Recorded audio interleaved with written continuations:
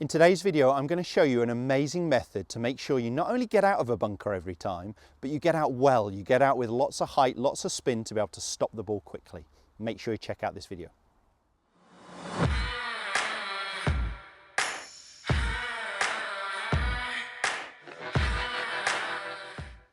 Jon Watts here from the TruGolf Academy. You've joined me in my bunker at the short game area, and today's video, as I mentioned there in the intro, is all going to be about not only getting out of the bunker every time, but getting out with a bit of style, getting out with height, with spin, being able to stop the ball a bit quicker.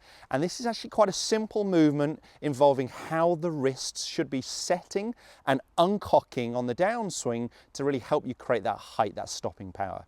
If this video does help, hit the thumbs up. Share it with as many golfers as you can. And if you haven't already, please do consider subscribing. The info for me just coming on the bottom of the screen right now.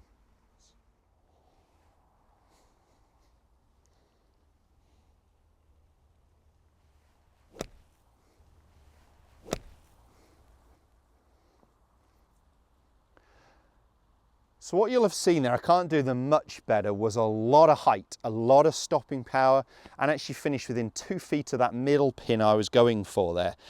You'll also hopefully heard the sound.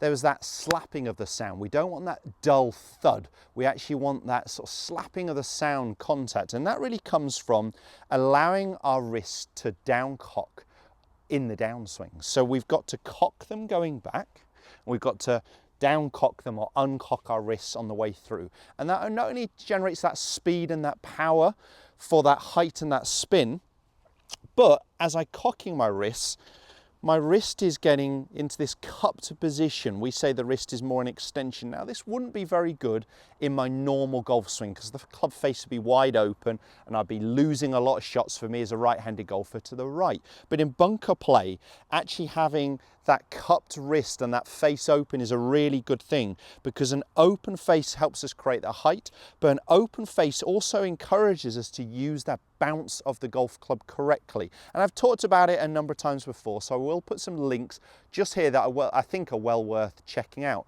But as we increase the loft, we increase the bounce. So the trailing edge of the golf club is sitting lower than the leading edge, and that is really going to help me get that club skimming, sliding through the sand, which gives us that slapping sound rather than that deep, dull thud as we go whacking into the sand and really lose our control. So what I was trying to do there, and you'll have seen my rehearsal movement, I was trying to create a lot of wrist cock very early. Now I do that by actually having a very light, soft grip pressure, and then I'm focusing on cocking my wrist, so the club actually moving up quite quickly. So I'm setting this angle. Now as I do that, I'll start having or getting this, and you'll notice this cupping position where my knuckles are a little bit forwards of my forearm. That's happening naturally as I cock my wrists up so quickly. Normally in a normal shot I'd try and ask you to get a flatter left wrist, but I'm not going to ask you to do that when you're hitting lob shots and bunker shots and you really want that height and that elevation. So cock the wrists up early, and notice in the rehearsal that my knuckles are almost a little bit forwards. That means the club face is pointing towards me, so this is always a good checkpoint. Club face pointing at you as if it's a mirror, pointing at you impact, and pointing it to you at the finish position. If you do that movement, you'll really use those wrists very well, and you can also do the exercise with some sand on the face, and you're trying to cock the wrists up soon and almost feel like you throw the sand over your shoulders. You can see it hit the wooden bank there in front of me. So I'm actually getting the feeling of holding the loft open, cocking the wrists, and getting a lot of the sand moving this way. So early wrist cock.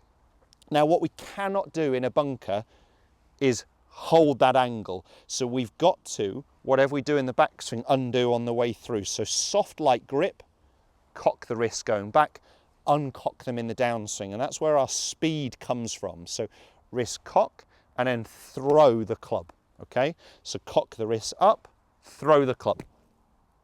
That's the feeling I'm trying to get. Cock the wrists up, throw the club. Let's hit another one. Same target, that middle pin if I can. So I've got the club face open, definitely. I need to actually hit quite a high shot and stop it quite quickly here. But my focus is light grip, early wrist cock.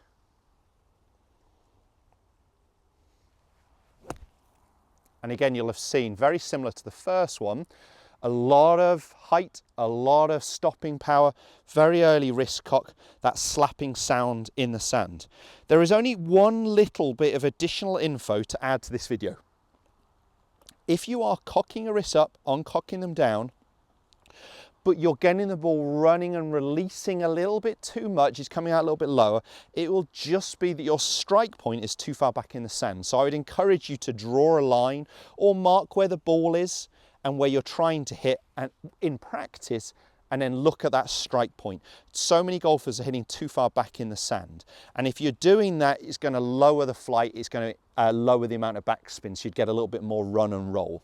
It's still going to help that you're cocking and down cocking the wrists well, but our strike point too far back.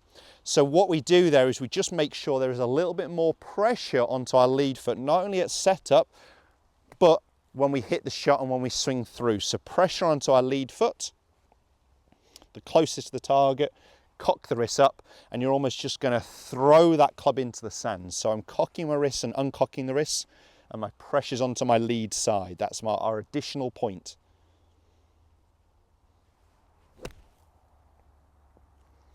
And you'll have seen again, loads of height, loads of stopping power, exactly what I want. If I was going to a further target, I wouldn't really be changing what my wrists are doing. I'd perhaps just change the face angle. And I have filmed a video talking about how to vary your distance control in the bunker. So I'll just put a link here that's worth checking out. But if I play that face a little squarer and I was going to those pins more on the top, so just over the ridge, again, let's say that middle one, I'd have the face a little bit squarer, but I'm still trying to cock my wrists and down cock my wrists, or throw the club into the sand.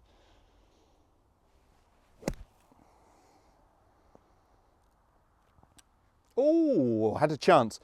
So I played that face square, but the rest of it was the same. What did I get? A little more distance out of it, got to that top flag that I was really going for, so another 5-10 yards out of it just with the face angle. That's personally how I would look at changing it, rather than trying to worry about speed or length of swing. So I'm feeling like there is wrist cock up and throwing the club into the sand, so down cocking my wrist. That's helping me generate that speed. If we start getting still too much run, look at strike point, and it may be that your pressure is too even and you need a little bit more onto that lead foot. But cocking the wrist, down cocking the wrist is really going to help you generate the speed, the height, the spin, and make sure you get out of the bunker every time, because we're starting to really utilize the bounce correctly. As I mentioned at the start, if this video has helped, hit the thumbs up, share it with as many golfers as you can, and please don't forget to subscribe.